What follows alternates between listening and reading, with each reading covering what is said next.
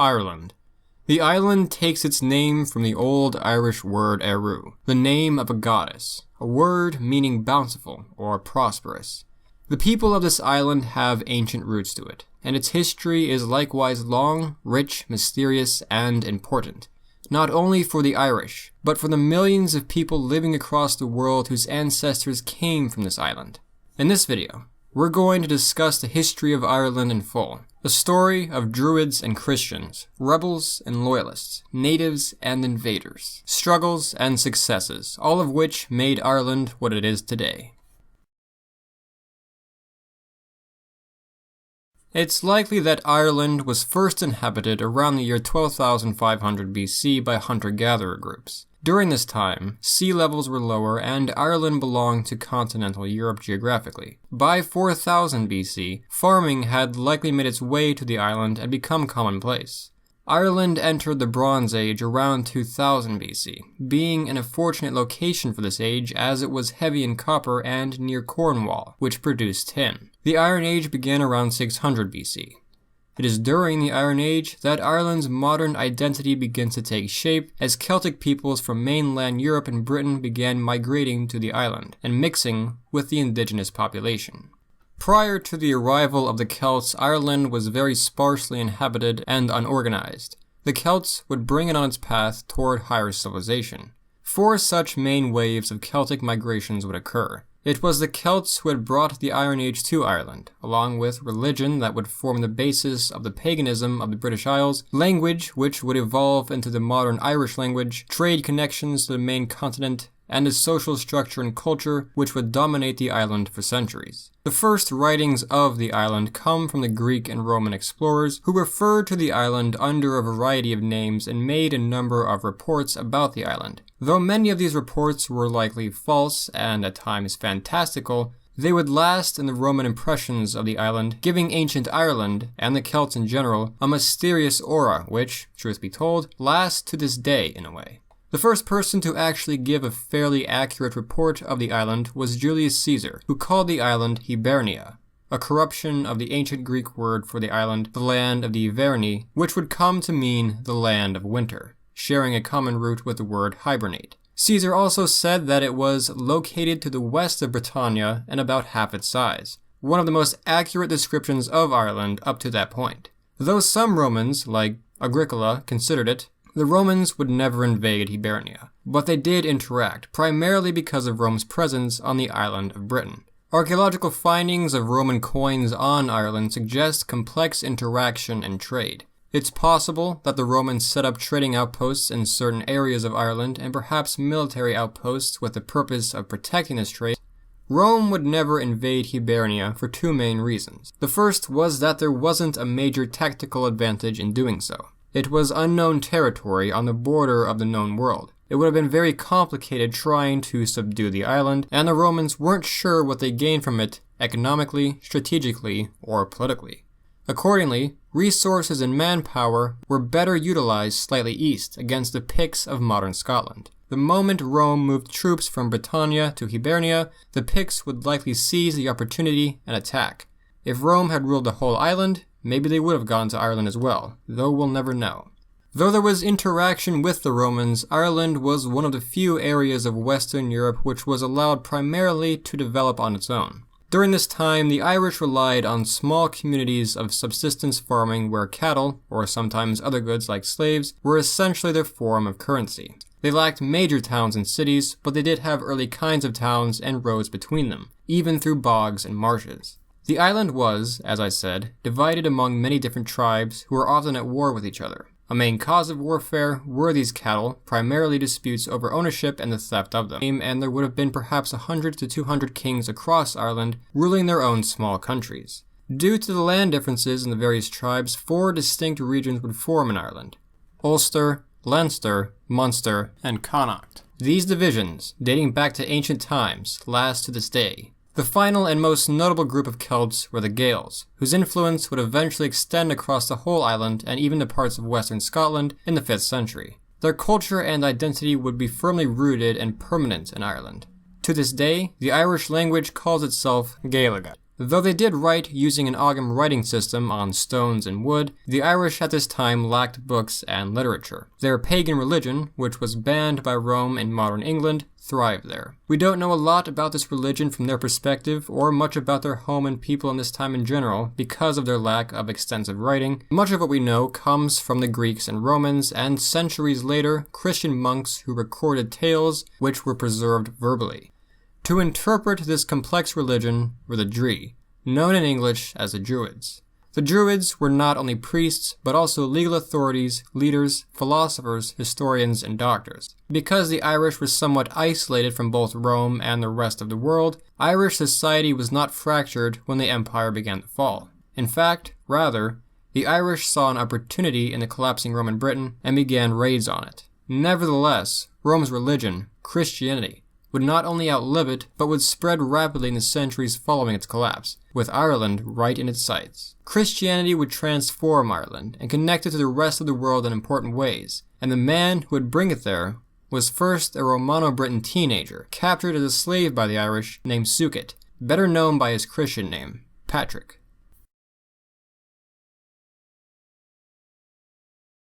There are a number of details missing from St. Patrick's life, such as when and where exactly he was born, and while many details have been filled in with myths, historians agree widely that he was a real person.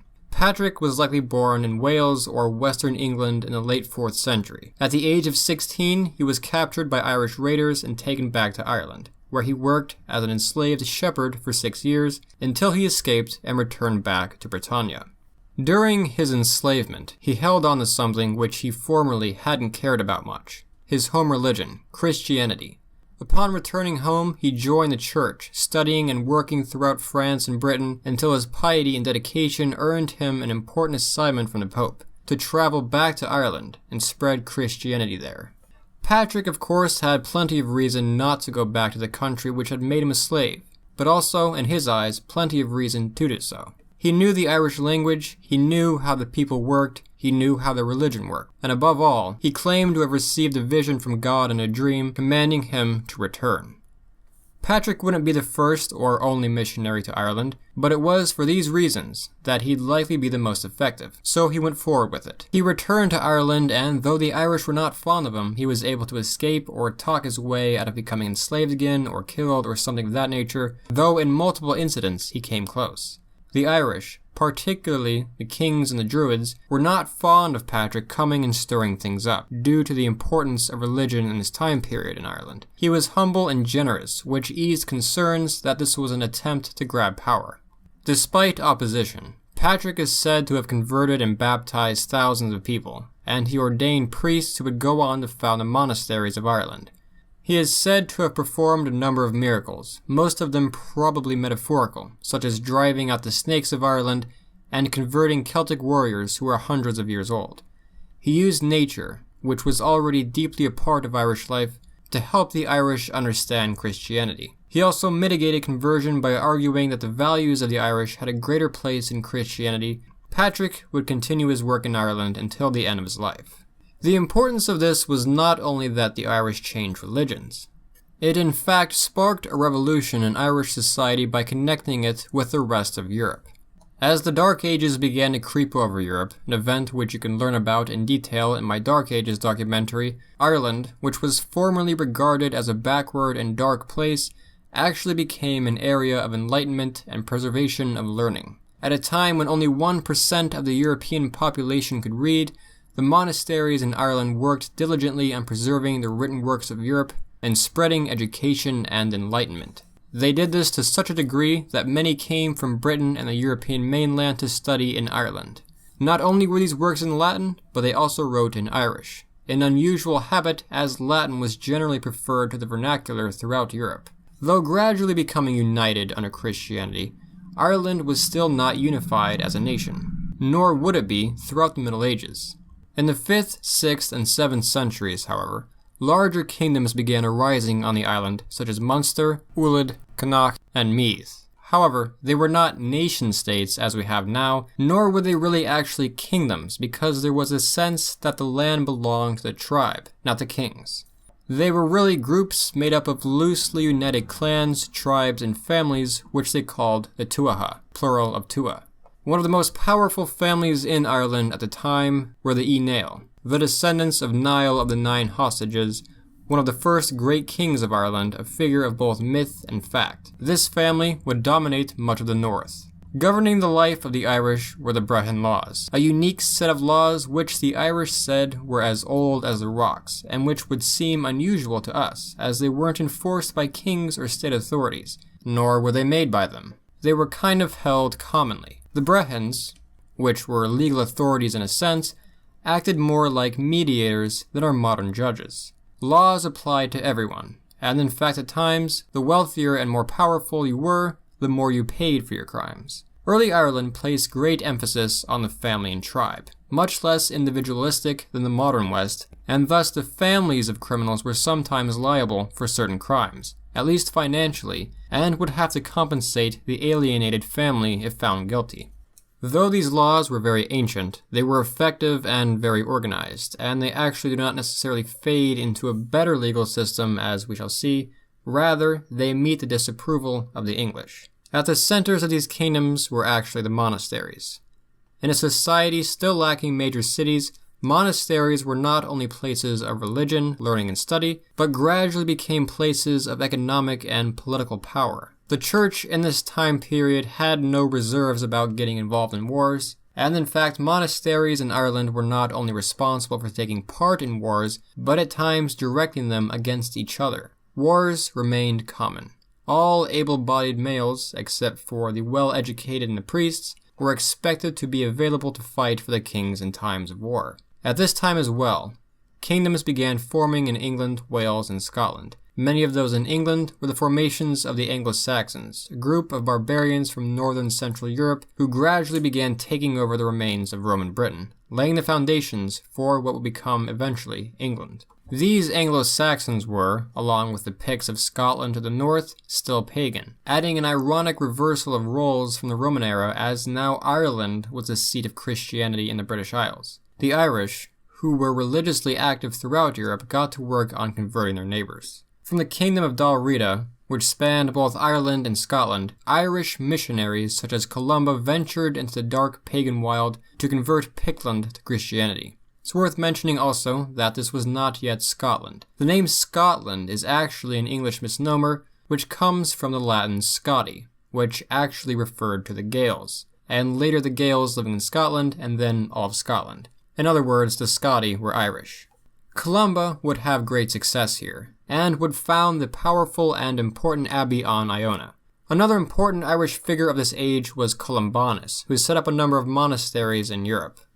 Debate exists about the legitimacy of the term Dark Ages, especially relative to the darkness of other ages. Regardless of the darkness of this era compared to others, however, Ireland was one of the brightest places to be in the first part of the early Middle Ages. In the late 8th and early 9th century, that would begin to change. As Ireland still continued in this era, and even as much of Western Europe was crawling out of illiteracy and intellectual decline under Charlemagne, new threats from outside Christendom began to close in. The greatest threat and impediment to the Irish were the Vikings. The Vikings had a major effect on Europe, and Ireland was no exception. They came first as raiders, plunderers, and murderers, but later, as we shall see, they became builders and creators. The first attack on Ireland came in the year 795 on Rathlin Island, near Antrim, modern-day Northern Ireland.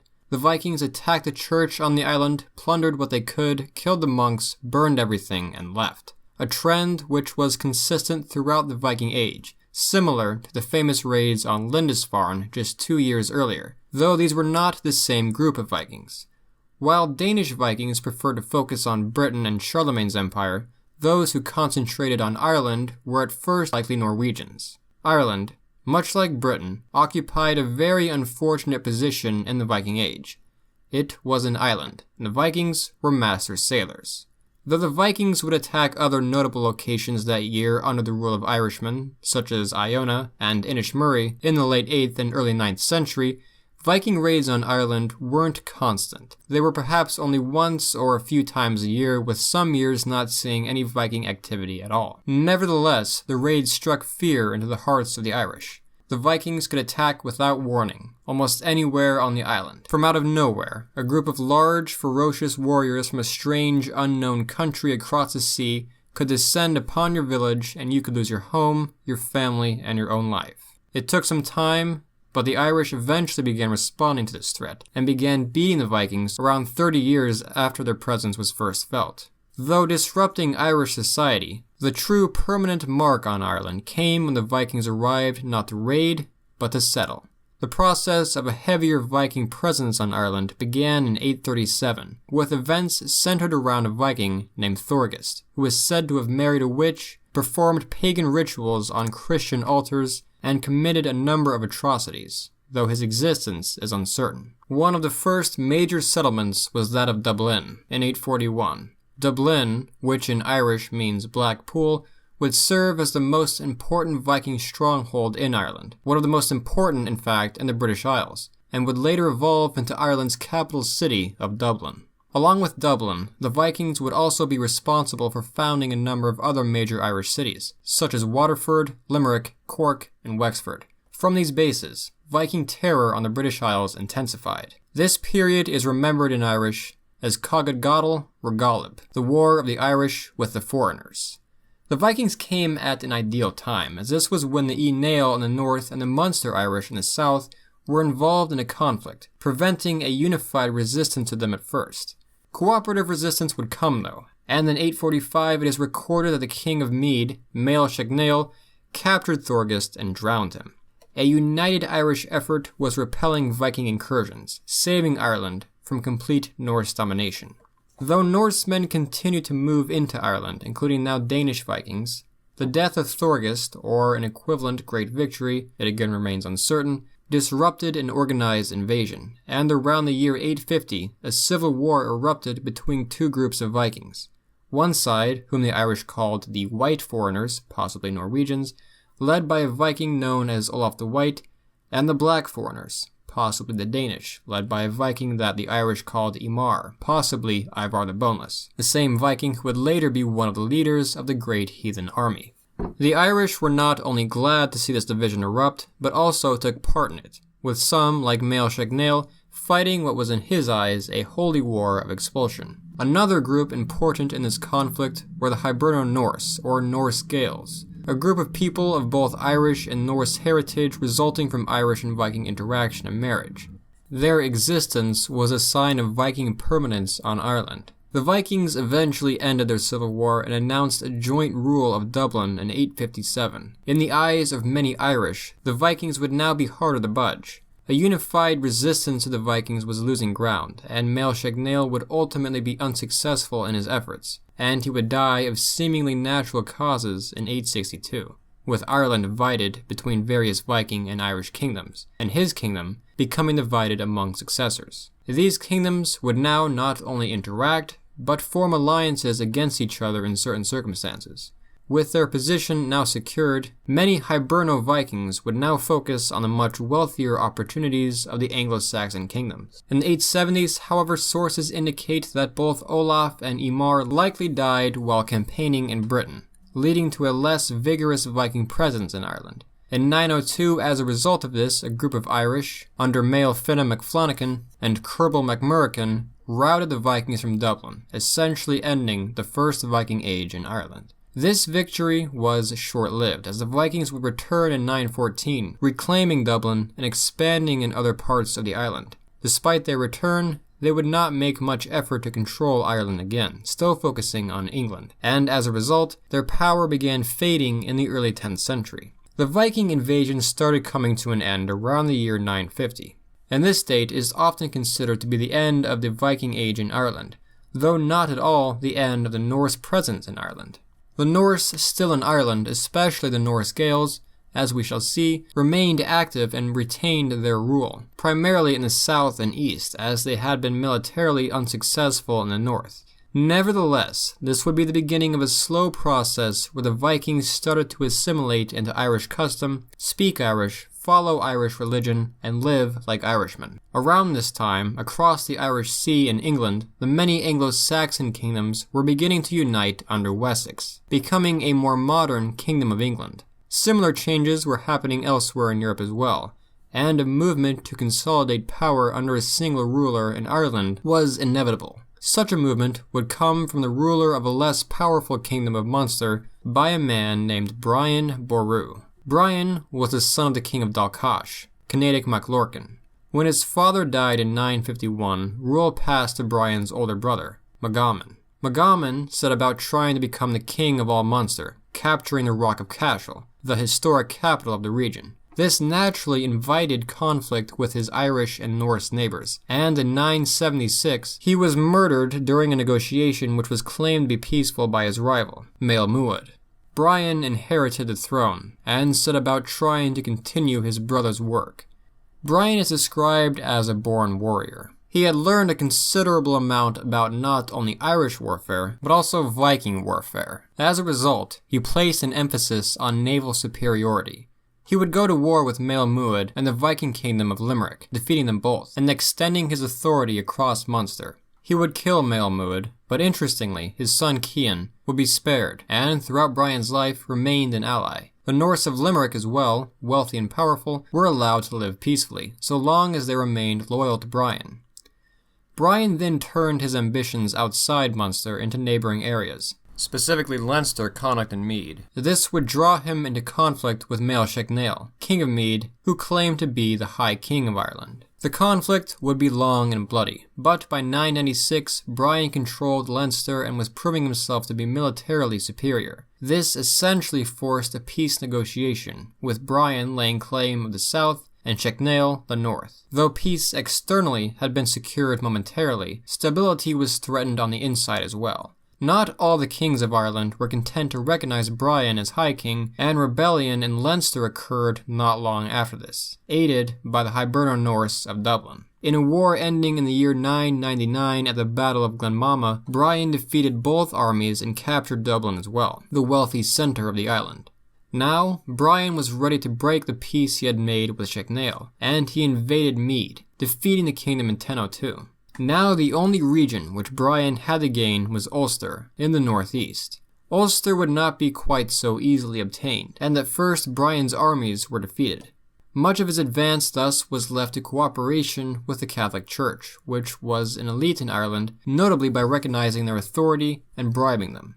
With the church on his side, Brian would begin seeing more success in obtaining Ulster in the year 1008. By 1011, Brian had defeated the Canail Conall of Western Ulster. He was now truly High King of Ireland, or as the church called him, Imperator Scotorum, meaning Emperor of the Scots, or as you recall, Emperor of the Gaels. It is also around this time that he also received his surname, Boru, or in Old Irish Boruma. This is related to the modern Irish word bow, meaning cow. He was Brian of the cattle tributes. In a society where cattle were the symbol of wealth, this was a great title.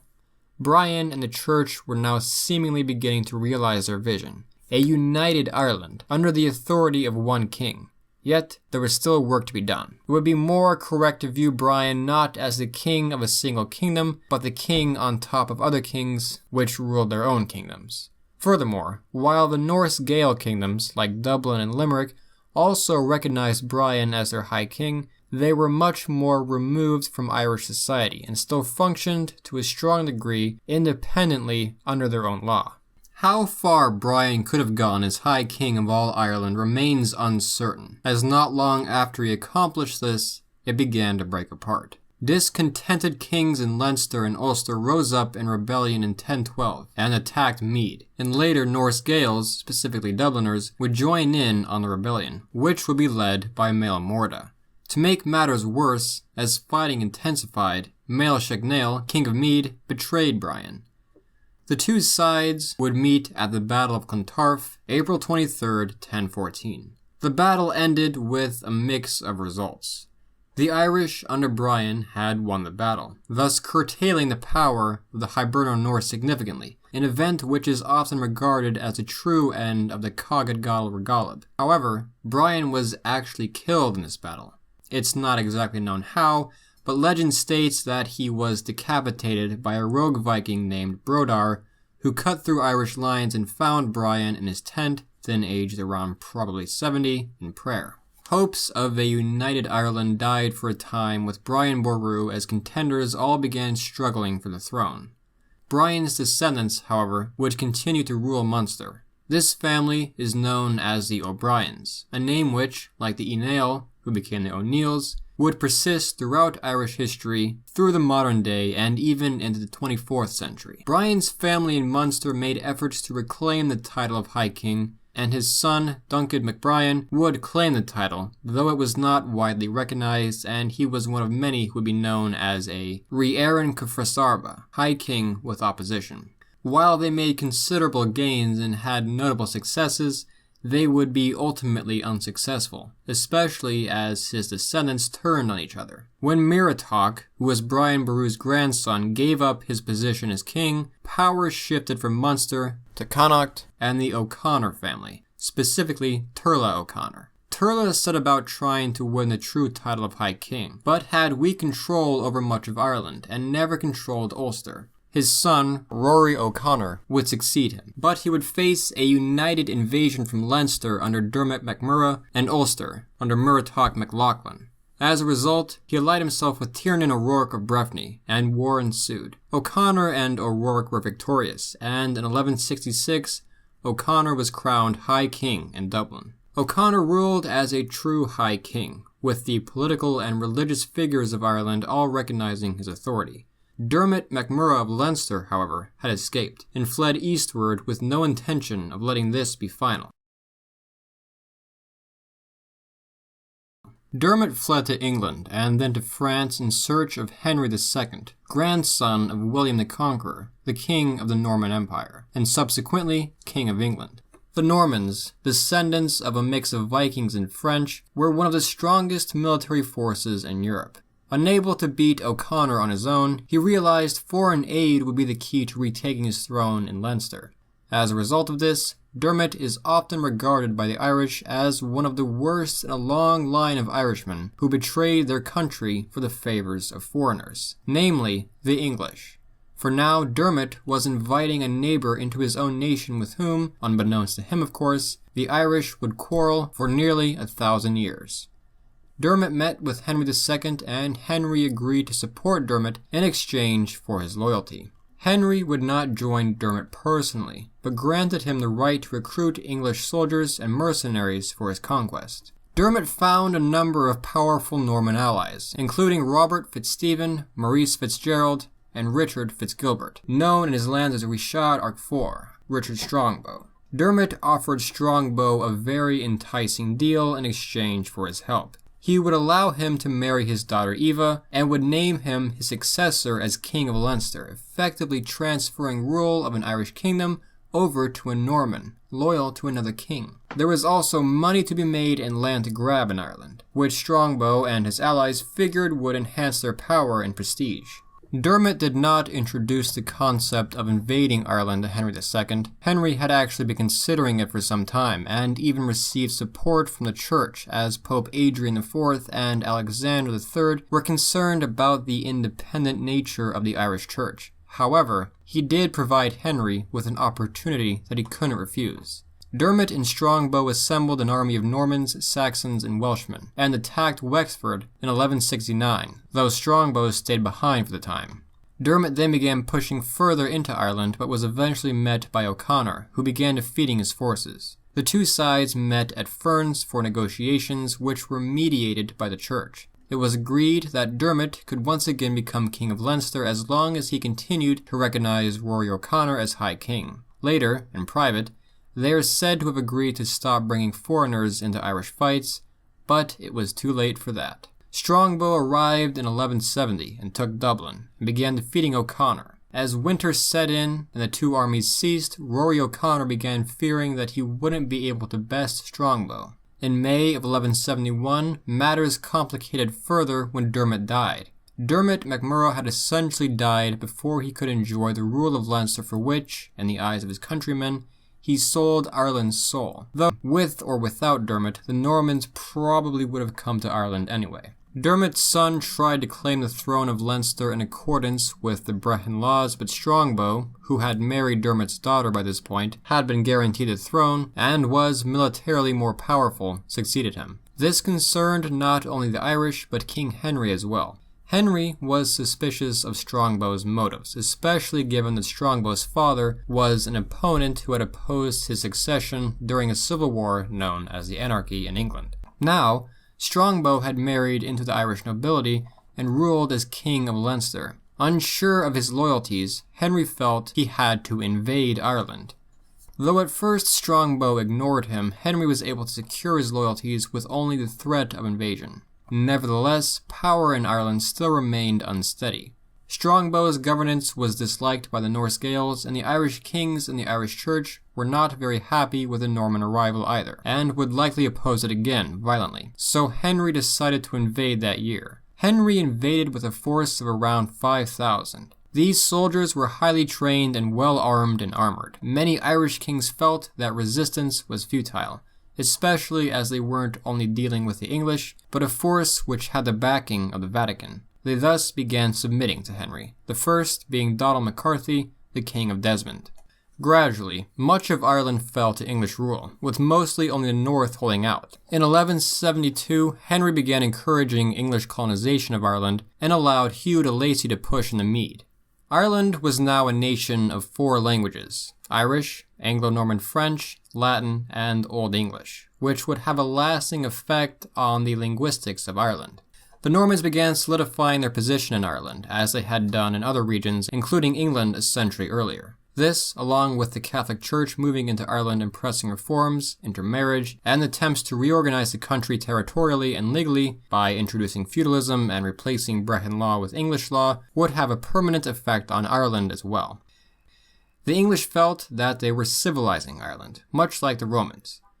The Irish weren't content with this, and though facing a stronger occupying force, would begin resistance and wars, marking the beginning of Anglo-Irish conflict, which would last for centuries. Though Rory O'Connor and Henry agreed to terms with the Treaty of Windsor, O'Connor failed to control the other Irish kings, and Henry at times failed to control his own Norman subjects as well. Many were busy carving out kingdoms and territories for themselves. In 1177, Henry made his son John Dominus Hibernii, Lord of Ireland, when he was only 10 years old. He would of course not assume command of his position until he was matured and trained, but in 1185, at the age of 18, he left England for Dublin. Much to his father's disappointment and the resentment of the Irish kings he was expected to rule, John acted like a clown. An example of this is that when he first encountered them, he mocked the beards of the Irish kings and pulled on them.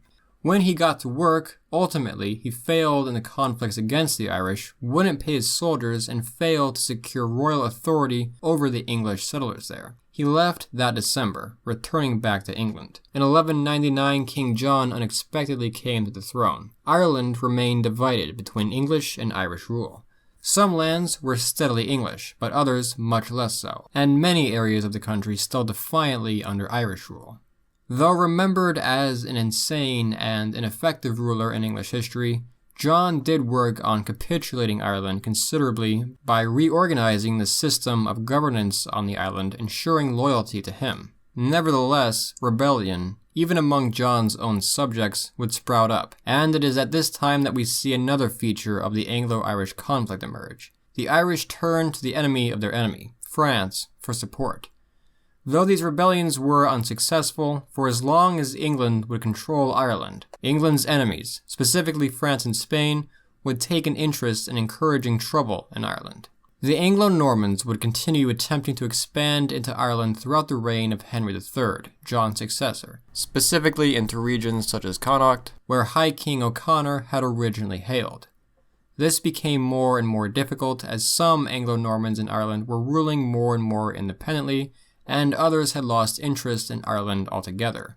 Furthermore, the Irish were adopting the technology and tactics of the rest of Europe, and working with Scottish mercenaries against English rule, allowing them to refuse to pay tribute and to raid the English lands, which was contributing to a weakening Norman presence on the island. Importantly, in the 13th century, the ideals of the English nobility, which had been emphasized in reaction to King John's tyrannical rule that eventually led to the Magna Carta, spread into Ireland as well.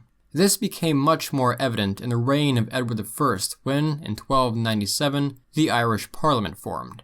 This was not necessarily a move to grant the English in Ireland more independence, but rather was an attempt to ensure English law was upheld in Ireland, as well as English culture in a time when the English there were becoming worryingly Irish, a trend which would continue for centuries. It was also, though, a move to let the Anglo-Irish deal with their own problems, because Edward had enough of his own, namely in France and Scotland. Resistance under the leadership of a nobleman named William Wallace was beginning in Scotland. Tensions between England and Scotland were heating up, and Ireland would feel the effects of this and see opportunity within it. Independent Ireland and Scotland were at this time culturally, historically, linguistically, ethnically, etc. similar, and with a mutual enemy, a cooperative effort was likely to form. Edward I died in 1307 and was succeeded by his son, Edward II. In Scotland, a year earlier, Robert the Bruce had become king. The Lords of Ireland saw a potential ally in Robert the Bruce, and Bruce felt likewise, knowing that an independent Ireland could be crucial in defeating England. In 1315, Robert the Bruce, along with his younger brother Edward, devised a plan in their efforts to defeat England. Edward would take a force of around 6,000 soldiers to help liberate Ireland, and in exchange, the Irish kings would recognize Edward as High King. This would open up a distracting second front in the Anglo-Scottish Wars, and create what they called a Grand Gaelic Alliance, with Robert as King of Scotland and Edward as King of Ireland. From there, they could move into the Isle of Man and secure a similar arrangement in Wales and invade there. Edward landed with his army in May of 1315 in eastern Ulster. He was joined by Irish soldiers and began his campaign, seeing a great amount of success against the English there and kept pushing into English territory. Within a year, Edward was crowned King of Ireland. However, it was very premature. Unfortunately, this war in a second front had begun during a harsh time, a period of famine which lasted until 1317, affecting all of Europe with no exception in Ireland, where perhaps up to a quarter of the population succumbed to the famine. Feeding the troops was a major burden, and though Robert the Bruce's arrival in the winter of 1316 was encouraging, it only increased the number of mouths to feed, and by 1317, fighting between the two sides was slowing down as both sides lacked the ability to continue the fight. That year, the Irish began splitting off from the main Scottish army into their own movements, and when Edward failed to capture Dublin and Limerick, cities which were considerably loyal to England, the movement began to fall apart, and later in October of 1318, Edward the Bruce died in battle. Despite a technical English victory, Ireland was becoming too difficult to control. This war had torn apart English authority on the island, and English power began waning in the area over the course of the 14th century. Though controlling many parts of the island, the English monarchy only truly held power in the areas around Dublin. In 1327, Edward III came to the throne. He began attempting to bring order to Ireland once again, by various means, including increasing an administrative presence backed by a military presence and executing political rivals in Ireland, while viewing the Anglo-Irish with contempt and barring them from public offices. The Anglo-Irish protested, claiming these new reforms would bring instability to the island. Yet the policies held, but all the while, the Irish were constantly causing havoc on the borders. With instability and war constant in Ireland, the Black Death reached the island in 1348, exacerbating everything and killing likely over half the population of Ireland. The plague was most intense in the towns and cities, where English power was concentrated, and thus the native Irish gained more power and authority. By 1360, the situation was so desperate that the Anglo-Irish wrote to the king informing him that if nothing was done, Ireland would be lost. In response, Edward sent his son Lionel to Ireland with an army to restore authority, primarily to ensure Ireland's loyalty and economic profitability during war with France. Lionel was not greatly successful, and many in England complained that the resources required to hold on to Ireland far outweighed its economic worth, and even if it were worth it, England had more significant problems, like France and Scotland, as well as the sicknesses and famines which caused havoc on the nation.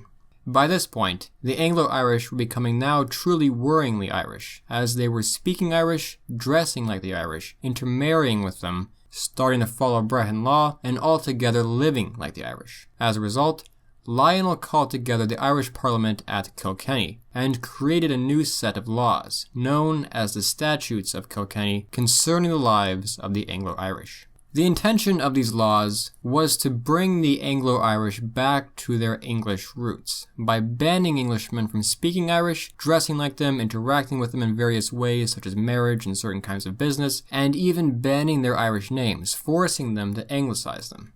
This sounds like an effective means of bringing the island back under English control, but unfortunately for the English, they retained little power over the Anglo-Irish at this point, and the statutes didn't change much outside of the Pale, and in fact, it worsened tensions with the Irish themselves, who were now viewed as second-class citizens.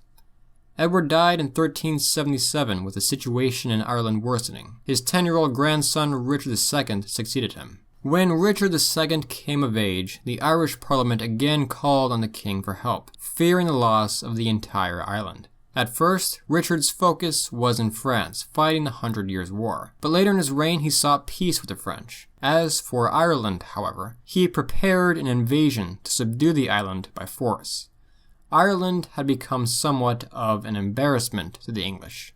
It's said that when Richard was suggested as an heir to the throne of the Holy Roman Empire, they basically mocked the concept of him being the savior of Europe from the Muslim Turks that the Germans needed, when he couldn't, in their eyes, even maintain rule of a primitive, inferior nation.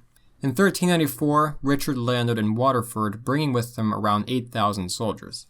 He was the first English king to visit Ireland in almost 2 centuries. He had a great deal of success in reinstating royal authority, and tried to reorganize administration of the island again. Richard's success here wasn't gained through many battles, but more through a show of force and diplomacy. It seemed to have worked, but when he left in 1395, orders started to unravel again, and the country turned back to division and warfare. When he returned in 1399, things did not go as smoothly. In fact, it was a completely different outcome. This was a time when the throne of England became much more unstable, and Richard's claim to it was uncertain, leading to a late response to what was going on in Ireland, and poor coordination of his campaign. The Irish, along with some Anglo-Irish, fought back against Richard this time, mostly through guerrilla warfare. During this unsuccessful campaign, Richard's rival to the throne, Henry Bolingbroke, took control of the throne from him, deposing him rather easily as he had become an unpopular king.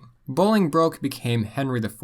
Henry, who had kicked Richard off the throne, was now not keen on leaving it for adventures in Ireland, nor did England really have the funds to do so, leading to a continuation of the slow loss of English power in Ireland. Over the course of the 15th century, as famine caused by poor weather and plague hit yet again, English power in Ireland retracted to the Pale, the area around Dublin which was firmly loyal to England. Anyone living beyond the Pale was considered a foreigner, including the Anglo-Irish settlers, and in the eyes of the English, savage barbarians. In the eyes of the Anglo-Irish, English power was collapsing, and their slow integration into Irish society now hastened as they had to fend for themselves. In the eyes of the Irish, the foreign oppressor was retreating. Many returned back to England. The statutes of Kilkenny were irrelevant, and Gaelic rule was beginning to thrive again as Irish kings began to rise to power as they had in the olden days. Still, however, there was no Irish unity to expedite this process. The Irish remained divided. In 1413, Henry was succeeded by Henry, becoming Henry V, who would do little in Ireland, focusing instead on France. When Henry died from dysentery, his infant son Henry would succeed him, becoming Henry VI. Henry VI was a weak king who was viewed as incompetent and likely suffered from a strong degree of mental illness. He would lose the war in France and, more importantly, would lose his throne in a conflict that would make Ireland important to the English again, the War of the Roses, which divided not only England but Ireland as well. In 1449, Henry and his wife decided to position Richard of York, a potential threat to the throne, in Ireland. This wasn't merely a banishment, as Richard was Earl of Ulster and had an interest in Ireland, but it was very much with the intention of getting him away from England. Nevertheless, Richard made the most of his stay in Ireland, befriending the O'Neills in the north as well as the kings of Leinster. This worried Henry, as Richard was gaining the support of the Irish kings who would potentially aid him in a conflict. Richard left Ireland in 1450, placing the Earl of Ormond, James Butler, in charge of his post. Unfortunately for him, however, the Earl died in 1452, and his son, also named James, a Lancastrian, the rival faction of the Yorkists, succeeded him. Regardless, Richard had the majority of the Irish supporting him. He had effectively done what the English had long feared, turned Ireland into a base from which a foreign invasion could come. In 1453, Richard had returned to England and took control of the throne while Henry was in the middle of a mental breakdown. His rule would not last, however, and while England came under the rule of Henry again, Ireland continued to recognize Richard as king, ignoring the rule of London, effectively making Ireland independent. Most of Ireland was with him, including primarily the Geraldines of Munster and Kildare. However, the Butlers, in particular, as I said, were Lancastrians. This divide would rock Ireland as it did England. In 1460, Richard returned to England, securing an agreement that he would succeed Henry VI, but it didn't last, and the war continued. Richard would die at the Battle of Wakefield and be succeeded by his son Edward in his efforts, who would later force Henry to exile in Scotland. In Ireland, events were culminating toward the Battle of Piltown, where the Geraldines and Butlers would face off. The Yorkist side would win and the Butlers would never recover, ensuring Geraldine power in Ireland. Thomas Fitzjames Fitzgerald was made head of the Irish government during this time accordingly, as the Yorkist Irish increased their wealth. He was much more of an Irishman than an Englishman, and favored traditional Irish culture and law, except in Dublin, where English rule was emphasized. In 1466 he was removed from power by the O'Connors, however, and was later executed on false charges, which caused further conflict. Unfortunately for the Irish, the Lancastrians once again gained power in England, but the Irish remained Yorkists. It would not be long before the throne went back to the Yorkists again, and Gerald became Earl of Kildare. Gerald would be known as Gerard Mór, Garrett the Great in Ireland, effectively ruling as king in all but name. Under Gerald, though war and conflict continued in many parts, Ireland entered a short period of development, trade, and relative peace. This began to change again in 1485 when Henry Tudor, a Lancastrian, finally ended the War of the Roses by securing the throne. He did not rule as a Lancastrian technically, rather as a Tudor, which was meant to be a house which unified the two.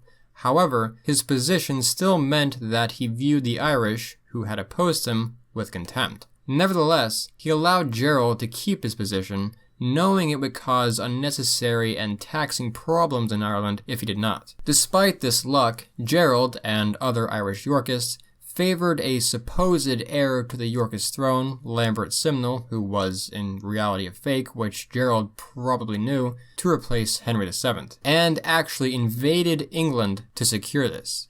Henry crushed the invasion, but pardoned both Gerald and Lambert, and Gerald, who indeed had the luck of the Irish, returned to his post. Henry would later send an army into Ireland when the possibility of yet another threat from a fake heir came, and in 1492, Gerald was temporarily removed from office. Though he likely wasn't involved in this plot, his disloyalty in the past was enough justification. This period saw a resurgence of conflict, with the Butlers making a grab for power now that the Geraldines had been deposed. This conflict would concern Henry, who sent an army into Ireland again, and would put Sir Edward Poynings in charge of administration to work alongside Gerald, Earl of Kildare, who returned to power as the English realized he was a necessary evil in stably governing Ireland. Poynings would bring an end to any concept of Irish self-rule. During the War of the Roses, Ireland had been making many of its own decisions and laws, but now it had to go through the approval of the king in England, and could no longer be diversified locally. This would begin a reversal in England's gradual loss of Ireland, Until Poynings, Ireland had gradually been slipping from England ever since the time of the Normans, to the point at which it began operating independently in all but name once again. When Henry VII died in 1509, his son, Henry VIII, would further transform the relationship between England and Ireland, bringing the two nations closer together, but also driving the two peoples further apart. Henry VIII is remembered as one of the most important monarchs in English history, though certainly controversial. Henry's main legacy begins with the troubles of producing an heir with his first wife, Catherine of Aragon. Catherine failed to give Henry a male heir after 7 children. All of them died young except for their daughter, Mary. Henry realized Catherine wouldn't likely produce a male heir, and thus wanted a divorce, which was a rare and often impossible concept in the 16th century, especially among nobility. The Pope, with pressure from the Spanish who wanted their marriage with England intact, Catherine was actually the daughter of Ferdinand and Isabella of Spain, denied it outright, and thus Henry, desperate for a male heir, joins the Protestant Reformation occurring in Europe and makes himself the head of his own Anglican Church, effectively breaking off from the Catholic Church. In July of 1533, Henry was excommunicated, and Catholic Europe, namely Spain, was beginning to view England as bitterly hostile. Henry's church would be founded in blood as he beheaded citizens who favored the Pope, officials who questioned his power, and even some of his own wives. Catholicism was not to be tolerated, and with Ireland under Poynings' law, Ireland was expected to follow through as well. But the Irish would resist, and saw this as an opportunity for rebellion. Rebellion would come under Thomas Fitzgerald, Earl of Kildare, known as Silken Thomas, whose father had been imprisoned and killed by Henry. Henry planned to execute Thomas as well, but Thomas took up arms, and he declared Henry a heretic and launched what he called a holy crusade against him. He was met by Sir William Skeffington, who commanded a force of around 2,300 well-equipped men. Silken Thomas was defeated by Skeffington. Thomas, along with much of his family and scores of his supporters, were executed by Henry shortly after. The situation in Ireland remained unresolved, though. The Pale, naturally, followed in step with Henry's movements, but Ireland outside the Pale was much less loyal, and Catholicism remained firmly rooted. Henry sent forces into Ireland to attempt to bring them more firmly under his rule under Lord Leonard Grey, but Grey was opposed by a coalition of Irish lords known as the Geraldine League, orchestrated by Menace O'Donnell. The League managed to even pillage the Pale, but was eventually put down by Lord Grey in 1539. Henry, as was his style, later had Lord Grey executed and switched to a tactic of negotiation with the Irish. He encouraged them to surrender and swear loyalty to the crown, and agreed to follow English law, customs, and culture. In return, he would guarantee them their lands under English law, grant them an English title, and ensure them a place in Anglo-Irish government. This offer applied to both Anglo-Irish and Native Irish, in an attempt to bring control to the whole country. Amid these changes to Irish society and increased English presence and rule on Ireland, Henry changed his title from Lord of Ireland to King of Ireland. This was effectively much more than a change of title. Ireland and England were now more clearly joined under a single monarch, and the Irish lords had a much more clear legal position. Henry was eager to rule Ireland more closely, and began a process that would begin to draw Ireland closer to England. After centuries of lackluster effort in Ireland by the English, why would Henry begin turning things around? Well, from the War of the Roses, he had learned the importance of controlling Ireland. A hostile Ireland had been the base of not only Richard of York, but later pretenders as well, and the Irish also nearly overthrew the English monarchy. Furthermore, Henry knew that a religious divide would threaten the stability, and the Catholic Ireland would open the door for the Catholic French and Spanish to use the island against England. Despite these efforts, however, as I said, Henry had little effect outside of the Pale, and many Irish nobility agreed to the surrender and regrant policy, as it's called, and later ignored it. Henry died in 1547. He had laid claim to all of Ireland and begun a process which would link the two countries further, but ultimately failed, as many monarchs had before him, to bring control of the whole island. It would be his successors who achieved that. In the next video, we'll look at the efforts of his short-lived son Henry, his daughters Mary and Elizabeth, and King James in Ireland in a crucial period in English history. We'll look at how Ireland functioned under English and eventually British rule, and its uneasy role in the empire which would come to dominate the world, and later its effort to break off from that empire once and for all and become the nation it is today. Or rather, nations, as the island remains divided for reasons we'll get into.